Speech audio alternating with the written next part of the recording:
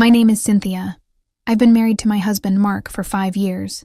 When I met him, he was the most generous, kind-hearted man I'd ever known. He would go out of his way to help anyone, friends, co-workers, even strangers. But over time, I started to realize his kindness had boundaries only when it came to me. Last year, I lost my job, and things got really tight. I was struggling to pay my part of the bills. I remember one night I was crying, telling him I couldn't even afford the doctor's appointment and the medications I desperately needed. I was worried for my health. He told me not to worry, that everything would be fine.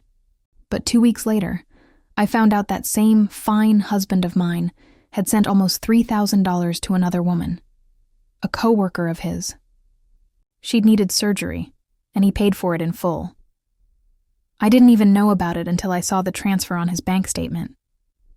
When I confronted him, he said, "Cynthia, it wasn't like that. She had no one else. It was an emergency." An emergency? What about my own emergency? What about the nights I cried, asking him for just $200 for my medication? He looked me in the eye and said, "You're my wife. You'll always understand." She needed me more. That night, I realized something.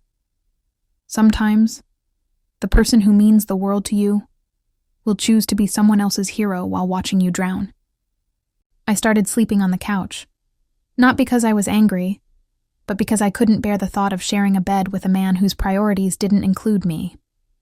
Weeks later, I found out that the woman he helped, the one he paid surgery bills for, had once been his ex. He never told me that part. He said it wasn't important. And that's when it all made sense. The secret calls, the deleted messages, the late-night work errands. So now I'm standing here, packing my bags. Not because I hate him, but because I finally understand something my mother once told me. A man who gives another woman peace while you cry yourself to sleep will never be your partner. He'll only be your pain. Sometimes the hardest choice is walking away.